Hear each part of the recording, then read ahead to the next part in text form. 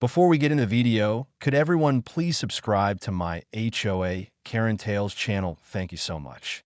Imagine stepping into your backyard after a long day, ready to sink into the warm, bubbling bliss of your brand new hot tub, only to find a bright red violation notice taped to it like a giant middle finger from the HOA.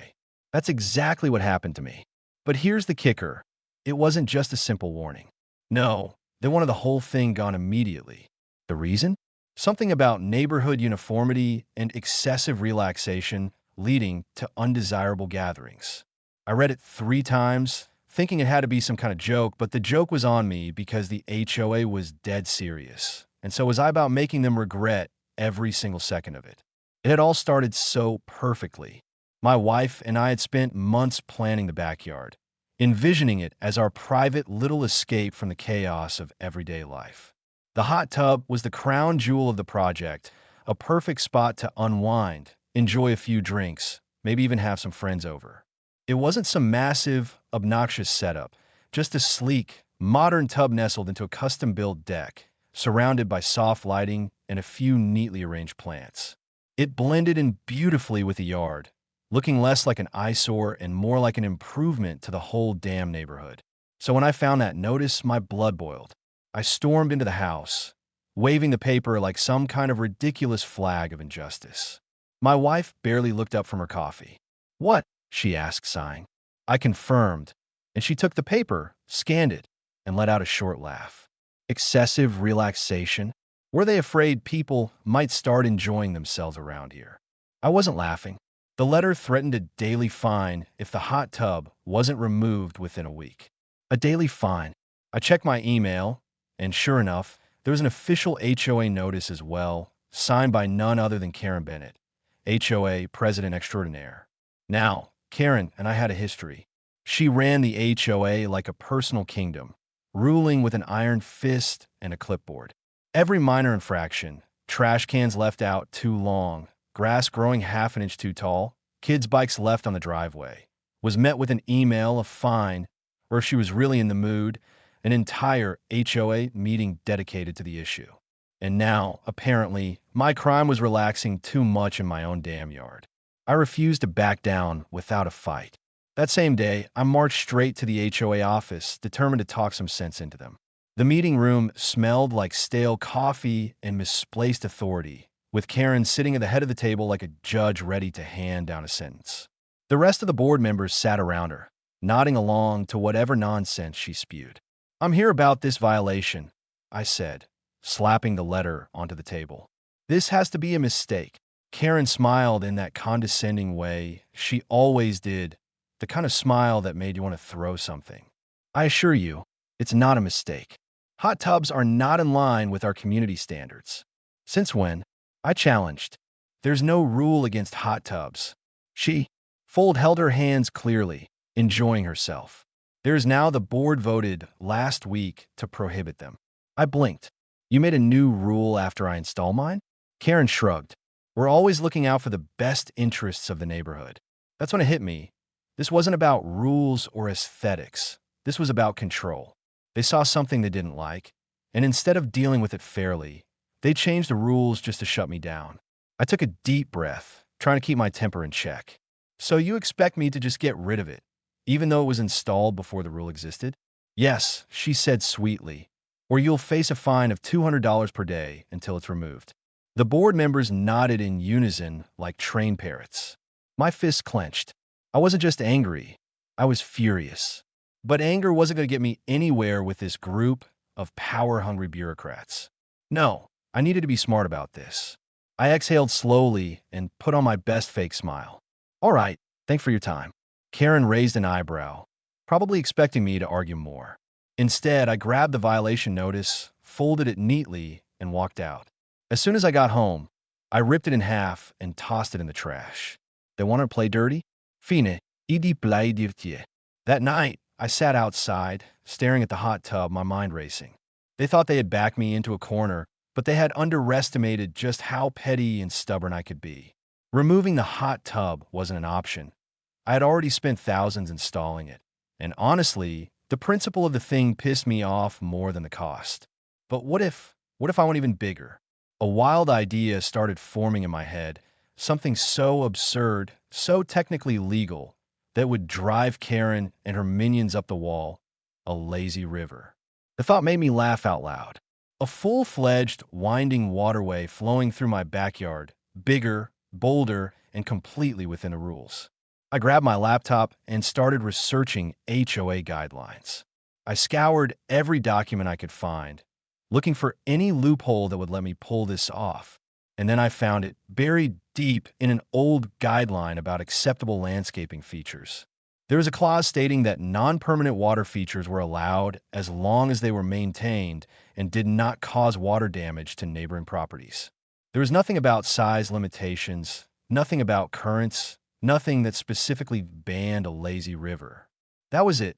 That was my golden ticket. If they wanted to ban my hot tub, fine. I'd give them something so ridiculous, so technically allowed, that they'd regret ever messing with me. By the time my wife came outside to check on me, I had a full blueprint sketched out on my notepad. She glanced at it, then at my face. "You look way too happy for someone who just lost a fight with the HOA," she said cautiously. I grinned. "Oh, I didn't lose. I'm just getting started." The idea of building a lazy river in my backyard started as a joke. Something ridiculous, something so over the top. I thought it would drive the HOA nuts, but the more I thought about it, the more it made sense. The rule they used to ban my hot tub was newly created, a weapon designed specifically to target me. But the loophole about water features had been sitting in their rulebook for years. If they wanted to play dirty, I'd play smarter.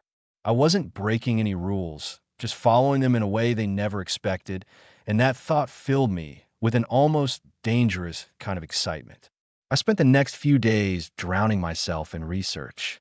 I scrolled through endless DIY forums, watched every video on backyard water features, and even reached out to a few landscape designers just to get a rough idea of what I was dealing with. I wasn't looking for anything too crazy, just a simple flowing waterway that looped around my yard.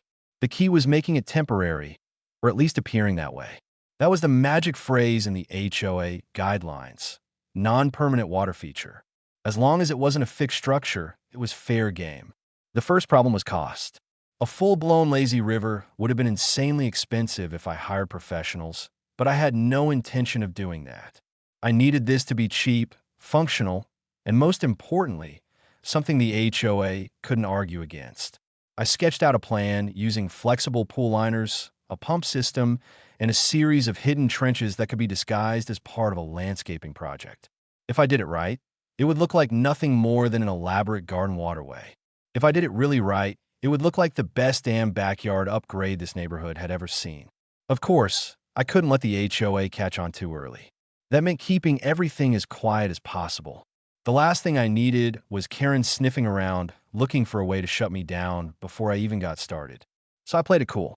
Whenever I was outside, I acted like I was just tidying up the yard. I even made a point of pretending to remove the hot tub, covering it up with a tarp, and stacking a few gardening tools around it to make it seem like I was preparing to dismantle it. In reality, I wasn't touching it. That hot tub was staying exactly where it was. I called in a favor for my friend Mike, a guy who prided himself on knowing how to get things done without asking too many questions. When I explained my plan, he laughed so hard he nearly choked on his drink. But then, after thinking about it for a moment, he nodded. "That's actually genius," he said. "You're not just getting around the rule, you're nuking it." That was exactly the point. Over the next week, we started gathering supplies. Most of it came from local hardware stores: PVC pipes, waterproof liners, and a few secondhand pumps I found online. The key was making sure it all looked like innocent landscaping materials. I even bought a few extra flower beds and decorative stones to make it seem like I was just doing some backyard beautification. If Karen or any of the HOA spies stopped by, I wanted them to see it perfectly normal. I'm a homeowner making small improvements to my property. The first phase was digging. We worked in sections, carving out a shallow trench that curved around the yard in a loose, winding path. It had to be deep enough to hold water, but not so deep that it looked suspicious every time a neighbor walked by or Karen peeked over the fence. I waved and acted like I was just installing a drainage system. No one questioned it. Things were going smoothly until the third day, when we ran into an unexpected problem, a broken underground pipe. It wasn't part of my property system. It seemed like an old and used water line from before the neighborhood was built up. But the moment we hit it, water started gushing out, flooding the half-dug trench and turning my backyard into a swamp. Mike and I stared at it, completely frozen. Then, at the worst possible moment, Karen appeared. She must have been on her usual afternoon patrol, clipboard in hand, looking for minor infractions to fine people over. The second she saw the water pooling in my yard, her eyes lit up like she had just won the HOA lottery. "What's going on here?" she demanded, stepping closer. I scrambled to act normal. "Just some routine yard work," I said, forcing a smile. "Had a little mishap with an old pipe, but nothing to worry about." Karen didn't look convinced. She stepped closer, peering into the trench. "This doesn't look like simple yard work." I needed a distraction fast. Mike, thankfully, was on the same page. Without missing a beat, he bent down, picked up a handful of mud, and pretended to examine it like he was some kind of professional landscaper. "Oh yeah," he said, nodding. "Classic clay, heavy soil. Bad for drainage. We're going to have to add some aeration layers." Karen frowned. "Aeration layers?" Mike nodded sagely. "Yep, standard procedure. Helps with groundwater absorption." Karen squinted at us, trying to figure out if we were messing with her.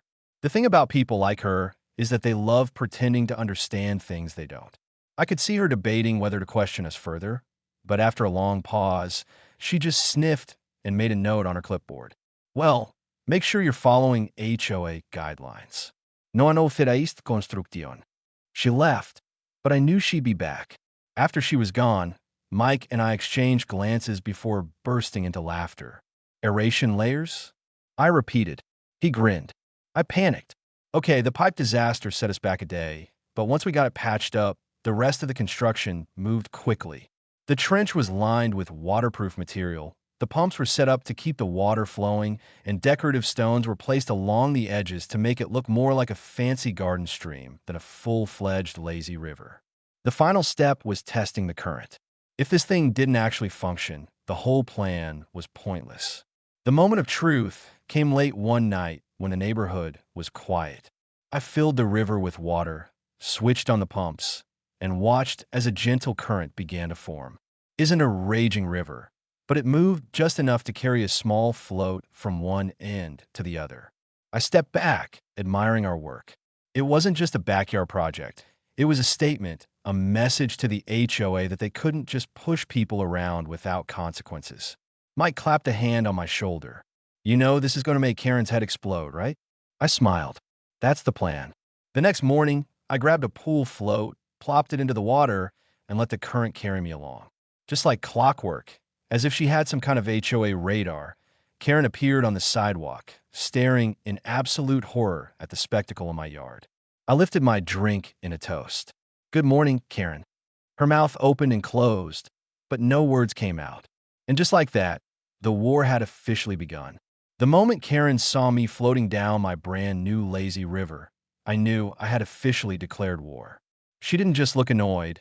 She looked like she had witnessed a crime in progress, like I had personally insulted the very fabric of her HOA dictatorship. For a moment, she just stood there, her brain clearly struggling to process what she was seeing. Then, without a word, she spun on her heel and marched off. I had no doubt she was heading straight for an emergency HOA meeting. I leaned back on my float, letting the current carry me around the bend, feeling nothing but satisfaction. The lazy river was working perfectly. The pumps created just enough movement to keep the water flowing, and the landscaping disguised everything so well that it almost looked professionally done. It was peaceful, relaxing, and best of all, 100% legal. Mike showed up a little while later, carrying a case of beers and grinning like an idiot. "So," he said, cracking one open, "what's it like being the most wanted man in the neighborhood?" I took a sip of my drink and smirked. "Feels fantastic." He laughed, then pointed toward the street. "You know she's going to come back with backup, right?" He wasn't wrong. Less than an hour later, a group of HOA board members arrived in Karen's front yard. I could see them through the bushes, huddled together like they were planning a military operation. Occasionally, one of them would glance over at my yard, eyes narrowing as they whispered amongst themselves. I just waved and floated by, enjoying the sheer rage on their faces. By late afternoon, Karen finally made her move. This time, she didn't come alone. She brought along two of her loyal board members, each clutching their clipboards like they were sacred artifacts. I was mid-float when she called out, "We need to talk." I sighed reluctantly, stepping out of the water and grabbing a towel. "What can I do for you, Karen?" She pointed at the river like it was a crime scene. "This is completely unacceptable." I shrugged. "Why?" "It's a non-permanent water feature, just like the guidelines allow." One of the board members, a short guy with thick glasses, adjusted his notes. "It's quite large," he muttered. I nodded. "Sure is, but there's no rule about size." Karen's jaw tightened. "It's disruptive to the community." I glanced around at my yard, where absolutely no one was being disrupted. "How so?" The other board member, a woman with a permanently sour expression, stepped forward. "It encourages gatherings." I raised an eyebrow. "So do driveways, but you're not banning those." Karen's face turned a shade of red I had never seen before. "This is clearly an abuse of the guidelines," she snapped. I smiled. "You mean the same guidelines you abused to ban my hot tub?" She sputtered for a second, clearly unprepared for that argument. Her minions shifted awkwardly, probably realizing that I wasn't entirely wrong. Karen straightened her shoulders, regaining her composure. "We'll see about this," she said, turning on her heel. That night, I fully expected to receive an official violation notice, but nothing came. Instead, Karen and her crew went for a different approach. The next morning, I woke up to find a brand new sign posted at the entrance of the neighborhood. A big, ugly, professionally printed sign that read, "HOA meeting, new water feature regulations to be discussed." I couldn't help but laugh. They were already trying to change the rules again. Mike showed up a few hours later, shaking his head. "You've got her panicking. That's the idea." But Karen wasn't just relying on rule changes. Over the next few days, strange things started happening. First, a mysterious anonymous complaint was filed about the noise level in my backyard, even though my lazy river made less noise than a standard lawnmower. Then a city inspector showed up to verify that my property was compliant with local water usage laws. The guy was actually pretty cool, and after seeing that everything was within legal limits, he just laughed and told me, "Someone really doesn't like you, huh?" That was putting it lightly. But the final straw came when I caught one of Karen's lackeys sneaking around the side of my house, taking pictures over the fence. I stepped outside just in time to see a guy in a cheap polo shirt scrambling back to the sidewalk, pretending like he had just been out for a casual stroll. "Need something?" I called out. He coughed awkwardly. Just getting some fresh air." "Fresh air near my fence?" He turned red and scurried away without another word. I watched him go, shaking my head. The HOA was getting desperate. That night, I sat on my deck watching the water flow through my backyard, feeling the tension build. I knew the next HOA meeting was going to be a battle. They were pulling every trick in the book to shut me down, but I wasn't backing down. If they wanted to escalate, then so would I. When the day of the meeting arrived, I showed up early, ready for whatever nonsense they had planned. The room was packed. Apparently, my little project had stirred up more interest than I expected. Some neighbors were clearly on my side, while others seemed unsure. But what really caught my attention was Karen's expression. She looked confident, too confident. She started the meeting with her usual speech about preserving the integrity of the neighborhood, before launching into her proposal for a brand new rule, a strict ban on any large-scale water features. The way she worded it made it obvious she had written it specifically to target me. When she was done, she folded her hands and smiled. "Any objections?" I stood up immediately. "Yeah, I've got a few." A few people chuckled. Karen's smile twitched. "Go ahead," she said.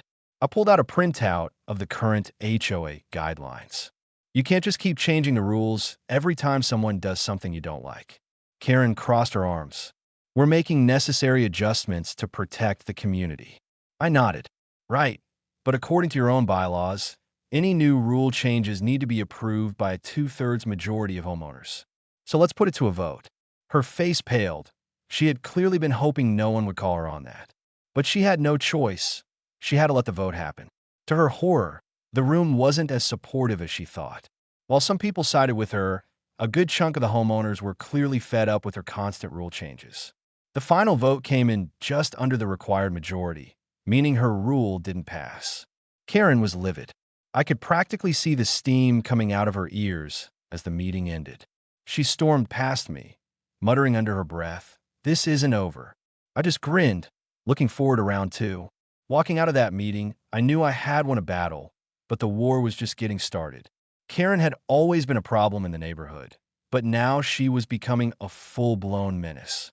The fact that she had resorted to sneaking around my property in the middle of the night, taking pictures like some kind of unhinged private investigator, told me that she wasn't just trying to enforce HOA rules anymore.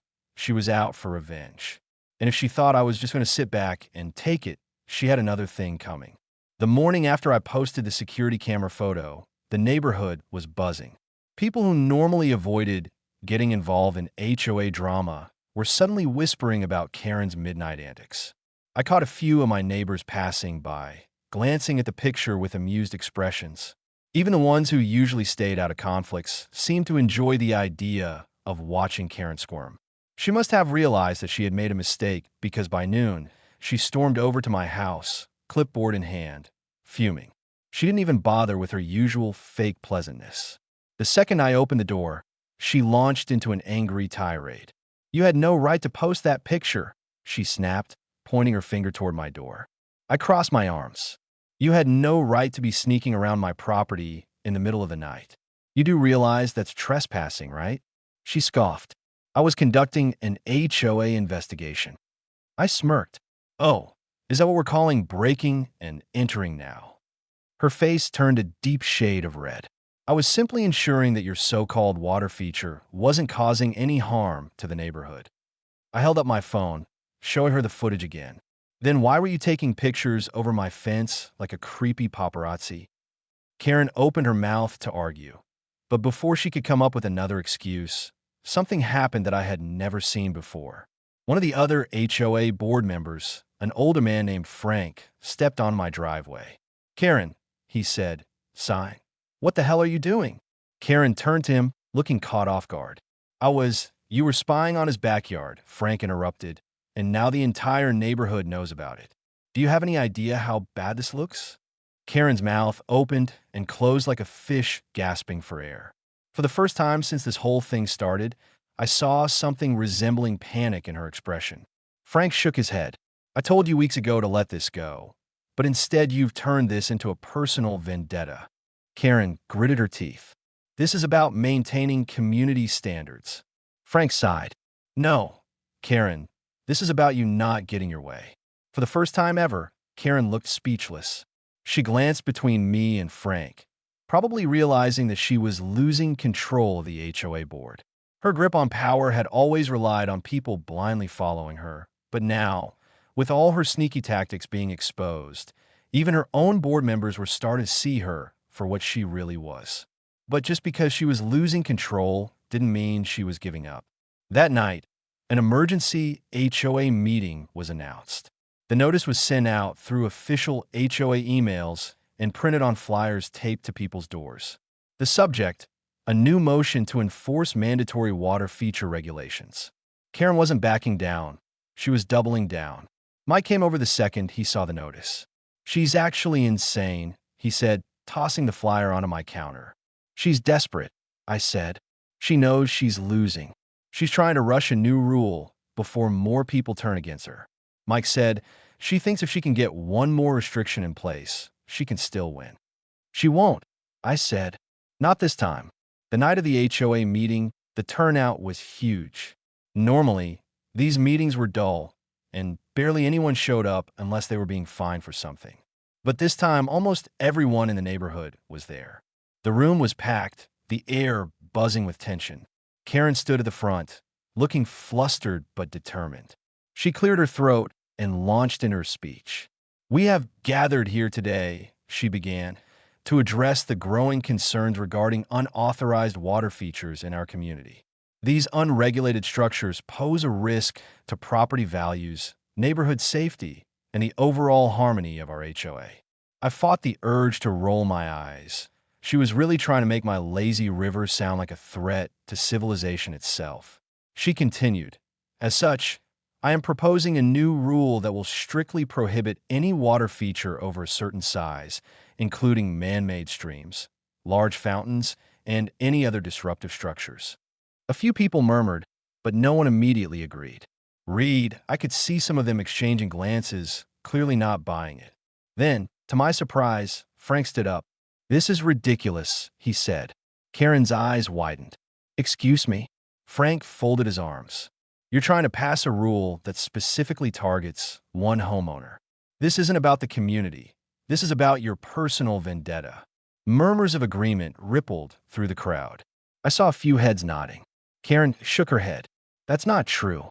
This is about preserving order." "Order?" Frank scoffed. "Karen, you broke into someone's yard to take pictures over their fence. Do you call that order?" The murmurs got louder. Karen looked like she wanted to strangle him. Seeing my opportunity, I stood up. "Let's be honest here," I said, addressing the crowd. "This isn't about water features. It's about control." Karen didn't like that I found a loophole in her hot tub rule, so she made it her mission to shut me down, no matter what it took. A woman in the crowd spoke up. "Did she really trespass to take pictures?" "Sure did," Mike called out. "We've got security footage." That sent a shock wave through the room. People started whispering, some looking genuinely disturbed. Rules were one thing, but spying on homeowners? That was something else entirely. Karen was visibly sweating now. "This is getting out of hand." "No, Karen," I said, locking eyes with her. "You're out of hand." Silence. Then someone else stood up. "I moved to call a vote," they said. "A vote on what?" Karen blinked. "A vote to remove you as HOA president." The room exploded. Karen's face turned completely pale. "You can't do that," she shrieked. "Actually," Frank said, pulling out a copy of the HOA bylaws, "we can. If 2/3 of homeowners vote to remove a sitting president, they have to step down immediately." I looked around the room. People were fed up. I saw more than a dozen hands shoot up in agreement. Karen tried one last desperate plea. "You need me. Without strong leadership, this neighborhood will fall into chaos." No one looked convinced. "Let's take the vote," Frank said. And just like that, the very HOA Karen had ruled over for years turned against her.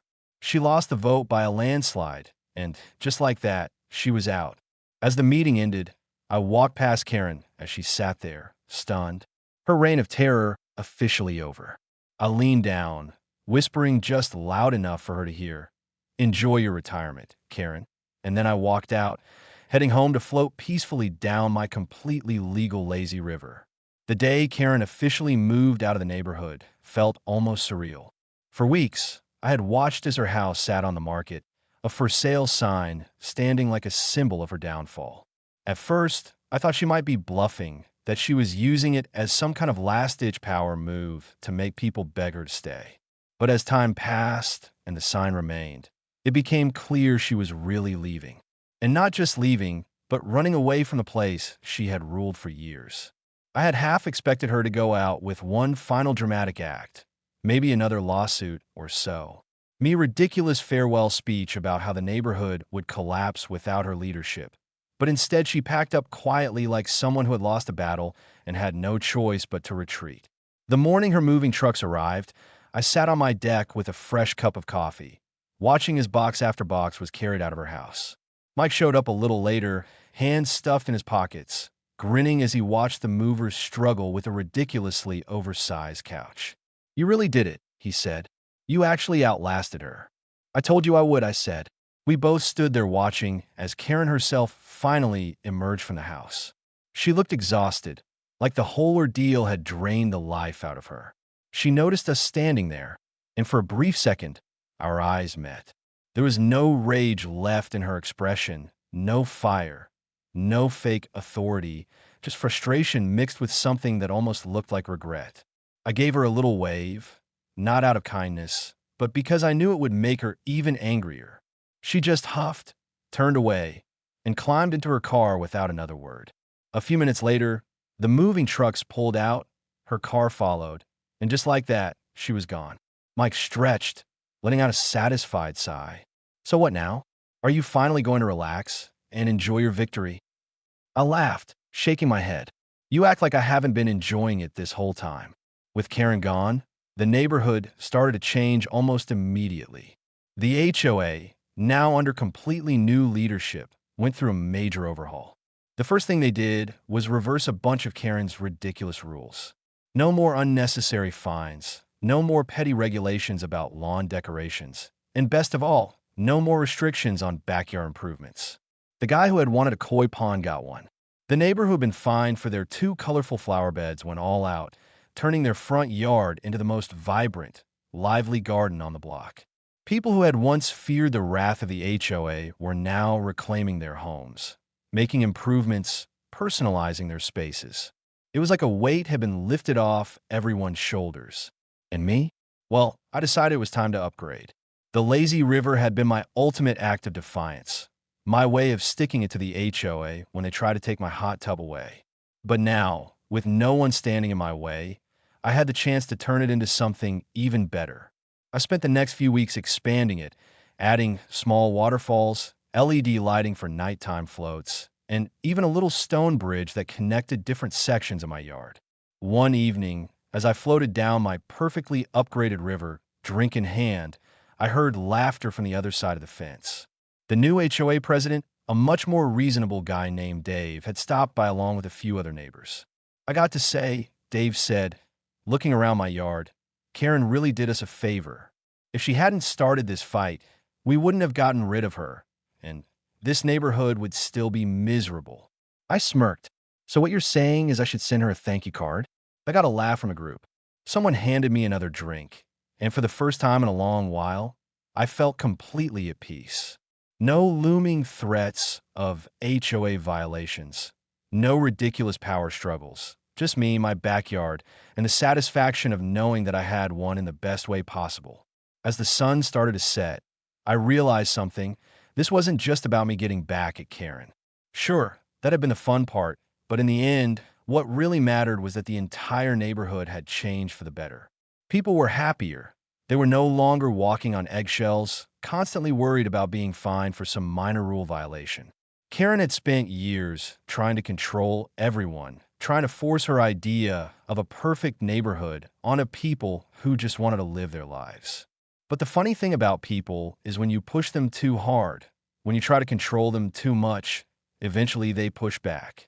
And when they do, they don't just fight to win. They fight to make sure they never have to go through it again. That night, as I lay back on my float, drifting lazily along the water, I let out a content sigh. The war was over, the HOA had been reformed, Karen was gone, and my backyard was finally truly mine. I closed my eyes, letting the water carry me along, knowing that for the first time in a long time, everything was exactly the way it should be.